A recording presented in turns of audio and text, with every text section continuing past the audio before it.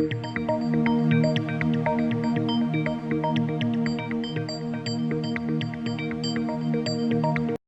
Hello నమస్తే, welcome to రచ్చ media. నేను మీ శివప్రసాద్. హిందువుల తొలి పండుగగా భావించే తొలి ఏకాదశి రోజున పశ్చిమ గోదావరి జిల్లాలోని అన్ని పుణ్యక్షేత్రాల్లోనూ ఈ పండుగను ఘనంగా నిర్వహిస్తున్నారు. పశ్చిమ గోదావరి జిల్లా తాడేపల్లిగూడెంలో విశ్వదుర్గేశ్వరి పేటలో వేయించేస్తున్న విశ్వదుర్గేశ్వరి అమ్మవారి ఆలయంలో ఆషాఢ మాసంలో వచ్చే తొలి ఏకాదశి సందర్భంగా అమ్మవారికి పుట్టింటి సారె సమర్పించడానికి తెలుగుదేశం పార్టీ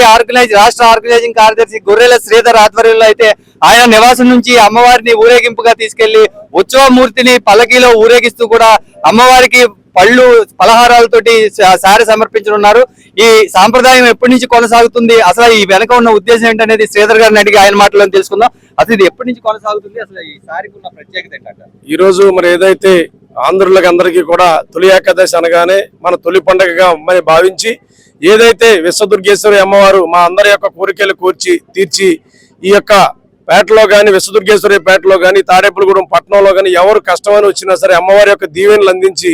కోరిన కోరికలు తీర్చే అమ్మవారు విశ్వదుర్గేశ్వరి అమ్మవారు. ఆ అమ్మవారి ఆలయాన్ని మేము ప్రతి సంవత్సరం కూడా మా యొక్క పుట్టింటి అమ్మవారిగా మరి భావించి మేము అందరం కూడా ఈ ప్రాంతంలో ఉన్న వారందరం కూడా సోదర సోదరిమణులు అందరూ కూడా ప్రతి ఒక్కరు ప్రతి ఇంటి నుంచి కూడా నేనే కాకుండా ఈ ప్రాంతంలో ఉన్న అక్క చెల్లెమ్మలు అందరూ కూడా ప్రతి ఇంటి నుంచి అమ్మవారికి సారి రూపంలో మా పుట్టింటి తల్లి మా ఎలవేల్పు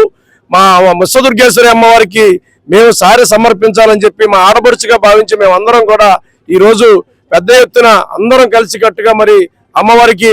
సారి ఇచ్చే కార్యక్రమం ప్రతి సంవత్సరం చేస్తా ఉన్నాం. దాంట్లో భాగంగా ఈ రోజు అందరూ కూడా మహిళా సోదరి మండలం మేము అందరూ కూడా పెద్ద ఎత్తున కార్యక్రమానికి రావడం, తద్వారా అమ్మవారి ఆశీస్సులు అందరికీ మాతో పాటు ప్రతి ఒక్కరికి కూడా ఉండి ఏ కుటుంబం కూడా కష్ట నష్టాల్లో లేకుండా అందరూ ఆయురారోగ్యాలు సుఖ సంతోషాలతో ఉండాలని మేము అమ్మవారిని ఎంతో భక్తి శ్రద్ధలతో ఈ రోజు కొలుచుకుంటూ ఈ యొక్క సారి కార్యక్రమాన్ని ప్రారంభిస్తూ అమ్మవారిని ప్రాంతం అంతా కూడా పల్లకీ సేవగా ఊరేగింపు కార్యక్రమం చేసి మేము అమ్మవారిని మళ్ళీ అక్కడ పెట్టి అన్నదాన రూపంలో ప్రసాదం రూపంలో ఏదైతే సారి అమ్మవారికి ఇస్తామో ఈ సారిని మళ్ళీ అమ్మవారి ప్రసాదంగా మౌలి ఈ ప్రాంతం అందరికీ కూడా అందజేసి ఆ అమ్మవారికి ఆశీస్సులు అందరికీ ఉండాలని చెప్పి చేసే ప్రయత్నాలు అందరూ కూడా కలిసికట్టుగా చేసి అమ్మవారి ఆశీస్సులు తీసుకుంటామని తెలియజేస్తా ఉన్నాం.